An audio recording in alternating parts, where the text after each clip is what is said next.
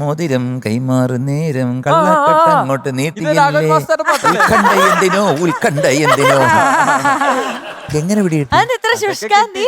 ഓ വല്ലാത്ത ശുഷ്കാന്തി. കല്യാണ മോതിരം കല്യാണം എടുത്തോ?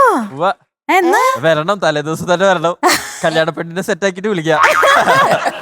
ഓ അതിനെ സെറ്റാക്കുകയാണല്ലേ? ഇപ്പോഴത്തെ ഒരു പുതിയ വേർഡാണ് എന്തിനേം സെറ്റാക്കുക. എന്നാലും നമ്മുടെ ഇപ്പോഴത്തെ ജനറേഷനായിട്ട് കമ്മ്യൂണിക്കേഷൻ കറക്റ്റ് ആവുള്ളൂ. ആ ശരിയാണ്. വൈബ് പോരാന്നൊക്കെ. പിന്നെ ഈ ശിവാംഗി പറഞ്ഞേക്കാം ജെൻസി അമ്മ. 2000 ശേഷം ജനിച്ച ഒരു ജെൻസിയാണ് ഞാൻ. പക്ഷെ ഈ കൊറിയൻ സീരിയല് ശിവാംഗിന്റെ കൂടെ ഇരുന്ന് കാണും. അപ്പൊ അതുകൊണ്ട് എന്റെ അമ്മ ഒരു ജെൻസി അമ്മയാന്നൊക്കെ പറയും. ഇപ്പോഴത്തെ ജനറേഷന് നമ്മള് വിചാരിച്ച പോലെ അല്ല ബിന്നി കേട്ടോ.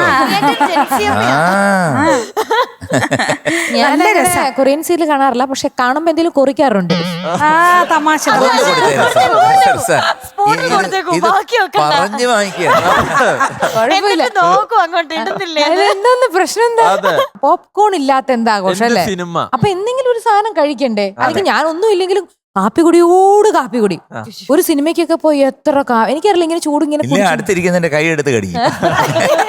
പക്ഷെ സിനിമയ്ക്കൊക്കെ പോയ പോപ്കോൺ അല്ലേ? പോപ്കോൺ ആണ് ശരിക്കും. അവിടെയാണോ ഉണ്ടായത്? എനിക്ക് തിയേറ്ററിൽ ജനിച്ച വ്യക്തി ആരാണ്? Very good. പറഞ്ഞപ്പോ അവൾക്ക് തന്നെ പേടിയായി. അതാണ് താഴെ വീഴുമോന്ന് പേടിച്ച് നടക്കാൻ പറ്റുന്നില്ലേ? അയ്യോ അതെന്താ ഇങ്ങനെ ഒരു സംഭവം ആദ്യമായിട്ടല്ലേ ഉടുക്കുന്നേ? അയ്യോ അതിന്റെയാണ് കൊച്ചിന്. ഇനി എന്തോരം ഉടുക്കാനിരിക്കുന്നു അല്ലേ? അത് ഈ കേരള സെറ്റ് മുണ്ടെന്ന് പറയണേന് ഒരു പ്രത്യേക ആനച്ചന്തം തന്നെ, ഒരു ചന്തം തന്നെയാണ്. എനിക്കൊന്ന് ചേച്ചിയായിട്ട് നല്ല മാച്ചും ഉണ്ട് ഈ ഡ്രസ്. അതെ അതെ. കൺമണി ഏതാണ് ഡീറ്റെയിൽ ഒക്കെ പറയൂ. കല്യാണമോതിരം പാട്ട് പാടിയത് ലീലാമ്മ, മ്യൂസിക് രാഘവ മാഷ്, ലിറിക്സ് ഭാസ്കരൻ മാഷ്, സിനിമ ആദ്യകിരണങ്ങൾ, വർഷം 1964. ഒറ്റയടിക്ക് തീർത്തു. ഫ്ലവേഴ്സ് ഒരുക്കുന്ന കാഴ്ച വസന്തം യൂട്യൂബിൽ പ്രേക്ഷകർക്ക് ലൈവായി കാണാം.